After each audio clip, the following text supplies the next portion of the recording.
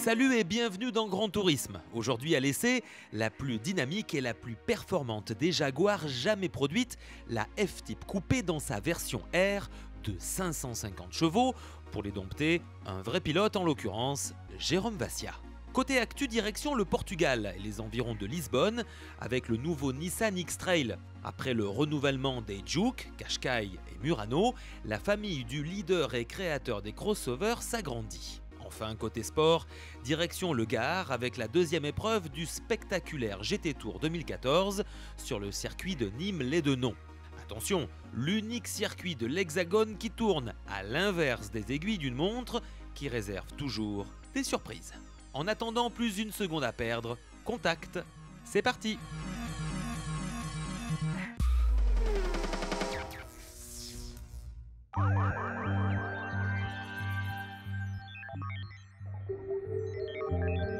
Depuis sa reprise en 2008 par l'Indien Tata, Jaguar ne cesse d'étonner par son sublime style que d'innover par sa technologie.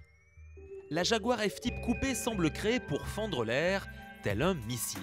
Il faut préciser que sa conception a utilisé la technologie de modélisation aérodynamique maison. Plus simplement, les performances aérodynamiques s'intègrent au design afin d'offrir le meilleur rendement possible en termes de portance comme en stabilité à grande vitesse. Tout d'abord, pour commencer, un message de prudence. Lorsque vous croiserez cette Jaguar dans la rue, attention à vos cervicales, à ne pas vous faire mal quand vous vous retournerez sur son passage. Franchement, elle est sublime. La calandre propre à Jaguar, grande, ouverte. Ensuite, des lignes vraiment dynamiques, c'est très sportif, aussi très racing, même si c'est super élégant, à l'image de ces jantes qui sont sobres, parfaitement réussies. 20 pouces, alors avec du 295 de large à l'arrière, franchement, ça va motricer. Ensuite, les aérations Jaguar, il y en a aussi sur le capot. La ligne chromée qui lui donne une superbe allure. La couleur teintée foncée lui va très très bien. Et surtout, des lignes arrière vraiment super bien réussies, des tout petits feux très très fins, les deux doubles sorties d'échappement, le diffuseur. Franchement, c'est très sport, c'est très élégant. Et puis bien sûr, spécial dédicace. La marque Jaguar, c'est bien le véhicule qui a le Jaguar en logo, c'est bien un Jaguar. Avec une longueur de 4,47 m, 1,92 m de large et une hauteur de seulement 1,30 m, le coupé F-Type R rappelle à qui l'aurait oublié un peu vite que sa vocation principale appartient à la performance en plus de la beauté. Alors, sans aucune honte, je vous confirme que j'aime aussi le luxe, le cuir, l'élégance. Comme dans cette Jaguar, tout est réuni pour vraiment passer une bonne journée, un bon essai. Le cuir est très agréable au toucher, visuellement il est bien, y compris sur les sièges baquets, qui en plus de ça maintiennent très très bien sur le latéral, me semble-t-il. Et alors l'autre bon point, bien sûr, avant de partir, c'est que dès qu'on appuie sur le bouton Start, oh là là, le V8, oh là là là là, et on a un petit bouton magique même, pour modifier la sonorité. Oh là là. Alors il me tarde d'enclencher le mode de drive et d'aller l'essayer. Le tableau de bord a été maintenu aussi bas que possible et une configuration épurée a été adoptée pour favoriser la visibilité. Rien ne doit vous détourner de la route à suivre.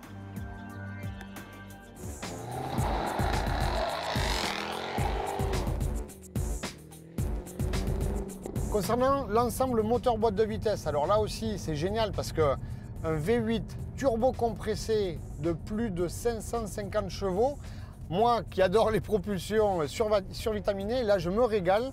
C'est vraiment un vrai plaisir, aussi bien la sonorité, les reprises, c'est très précis, c'est très fin. Maintenant, un seul carton jaune, il n'est pas rouge, il est jaune. Le rétrogradage, à mon avis, pour une sportive de ce calibre, manque de relance moteur. Même si techniquement, il n'y en a pas besoin, pour l'oreille, ça fait vraiment course quand on entend la petite relance moteur au rétrogradage. C'est dommage, ça manque. Cette F-Type R coupée représente le fleuron de la gamme F-Type. Motorisée par un V8 essence suralimenté tout aluminium, ses 550 chevaux et son couple impressionnant de 680 Nm lui permettent de couvrir le 0 à 100 km/h en 4 secondes 2 et d'atteindre une vitesse maximale limitée électroniquement à 300 km/h, évidemment sur circuit, selon la formule consacrée. Ces 8 rapports courts assurent que le moteur tourne toujours à son régime optimal à chaque changement de vitesse. Pour la partie châssis, alors il est assez bas, le centre de gravité est assez bas, ce qui nous permet de virer bien à plat, d'avoir de bonnes sensations. Associé aux pneumatiques 295 de large à l'arrière et 255 à l'avant, on a vraiment une très bonne liaison au sol. Donc ça c'est vraiment un bon point. L'amortissement est très correct pour une voiture utilisée au quotidien. Il n'y a aucun souci. Si vous avez les moyens d'aller bosser avec ça tous les jours, ça va pas, vous n'allez pas vous faire mal au dos, c'est très confortable.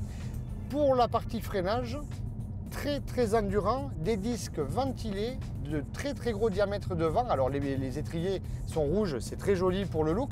Par contre, c'est efficace en plus, donc ça c'est génial. Et du coup, le freinage est étonnamment très endurant parce qu'aujourd'hui, il fait chaud.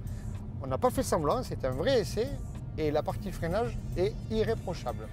L'expertise Jaguar en termes de technologie de l'aluminium a permis de transformer la vision des designers en une carrosserie légère et extrêmement rigide à la fois. Les montants latéraux en aluminium de la F-Type coupé sont d'une seule pièce et constituent probablement la pièce formée à froid la plus extrême de toute l'industrie automobile.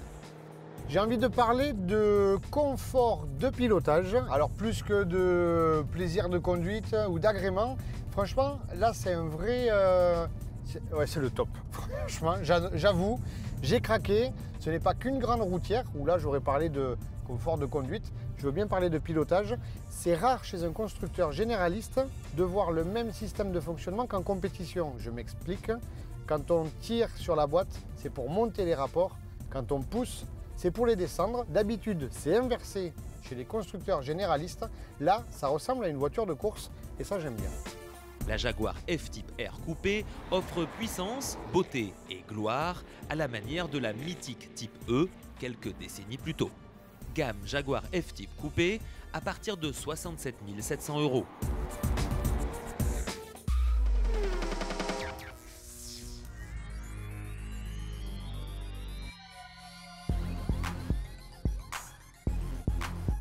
Nissan détient la première place mondiale mais aussi européenne dans la catégorie des crossovers.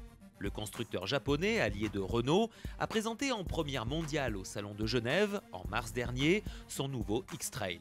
Et nouveau, il l'est à 99% car seul le nom a été conservé. Le voici aujourd'hui sur route. À première vue, il offre un caractère viril au look de baroudeur.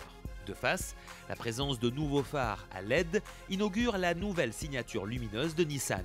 Son regard, aussi technologique qu'élégant, affirme sa personnalité. L'X-Trail 2014 augmente ses valeurs dans presque tous les domaines.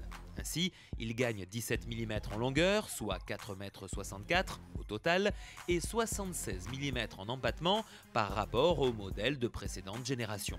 Cela profite et se retrouve dans l'espace intérieur. De plus, la présence de matériaux composites a également contribué à la réduction du poids en ordre de marche du nouveau Nissan X-Trail. Le nouveau X-Trail s'avère aussi robuste et léger. La console centrale intègre le dernier système Nissan Connect avec son écran haute définition de 7 pouces et ses différentes fonctions de navigation et de connectivité pour smartphone. Le système AVM Vision 360 avec système d'aide au parking intelligent ou Park Assist. Sur le nouveau Nissan X-Trail, le Nissan Safety Shield comprend les systèmes suivants.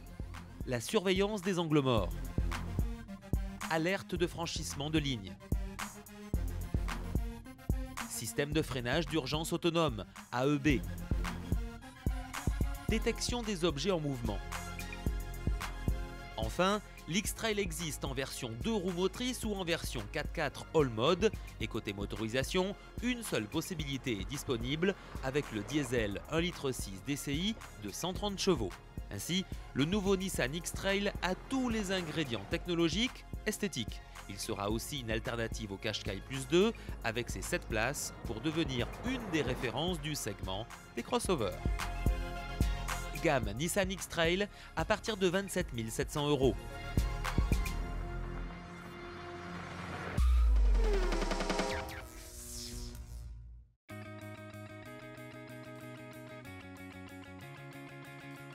Les Audi R8 LMS Ultra numéro 50 et 51 ont démontré leur compétitivité lors des essais libres, mais Roland Bervillet ne peut en exploiter le potentiel en qualification après avoir été percuté par un autre concurrent. Henri Acide et le Gardois pointent ainsi respectivement aux 5e et 14e places sur la grille. Pris dans le tumulte du premier tour, Acide le boucle au 6e rang. Les positions n'évoluent guère au classement jusqu'au 7e tour et la sortie de piste de Marc Sour qui permet à Bervillet de gagner une place. 3 boucles plus tard, Acide part en tête à queue et se fait d'abord percuter par une BMW avant qu'une Mercedes ne mette définitivement un terme à la progression de l'Audi 51 du Sébastien Loeb Racing.